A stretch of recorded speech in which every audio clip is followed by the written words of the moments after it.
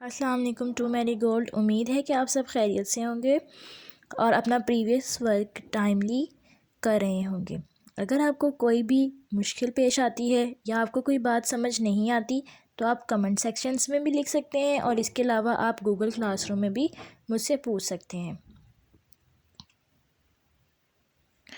آج 10 جنوری 2026 اور ہفتے کا دن ہے، اور آج ہم اپنی تخلیقی لکھائی جو کہ میرا دوست ہے اس کا خاکہ بنائیں گے. خاکہ آپ کے سامنے بنایا گیا ہے. اس میں جو چیزیں ہم نے ڈسکس کرنی ہیں اس میں ہمارے پاس سب سے پہلے ہمارے دوست کا نام آتا ہے، یعنی ہمارے دوست کا کیا نام ہے.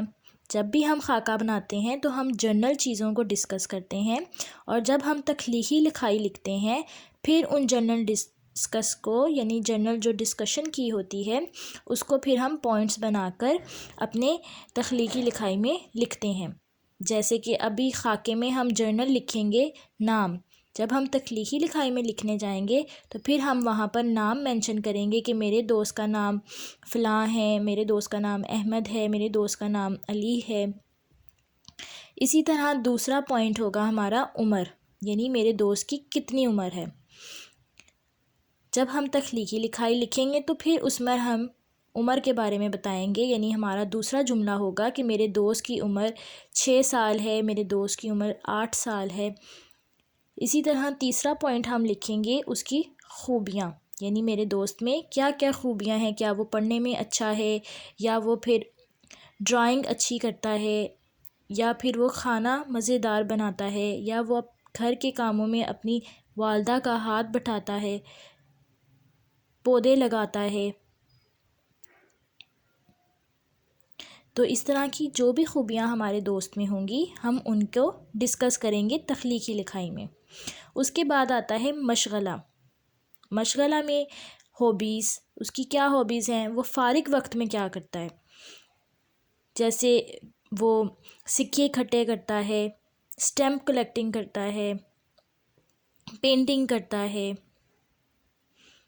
ٹھیک ہے، اور ڈائری جو ہے وہ لکھتا ہے، یا اس کے اور کیا مشغلے ہیں اس کے بارے میں ہم ڈسکس کریں گے. آپ نے اپنے دوست سے اس کے مشغلے پوچھنے ہیں. اس کے بعد میری زندگی میں میرے دوست کی کیا اہمیت ہے، میرا دوست میرے لیے کیوں اہم ہے، وہ میرا بیسٹ فرینڈ کیوں ہے. ٹھیک ہے، اس کی اہمیت کے بارے میں ہم بتائیں گے کہ میرا دوست میرے لیے بہت اہم ہے، اور وہ کیوں اہم ہے میرے لیے، کیونکہ وہ میری مدد کرتا ہے یا میرے کام آتا ہے، مجھ سے بات چیت کرتا ہے. یہ تمام پوائنٹ پھر ہم اپنی تخلیقی لکھائی کے اندر رائٹ کریں گے. آپ نے اب اپنے دوست کے مشغلے اور اس کی خوبیاں پوچھنی ہیں. ٹھیک ہے، امید ہے کہ آپ کو خاکہ اچھے طریقے سے سمجھ آ چکا ہوگا، اور آپ نے تخلیقی لکھائی میں لکھنے کے لیے جملے بھی سوچ لیے ہوں گے. Thanks for watching. اللہ حافظ.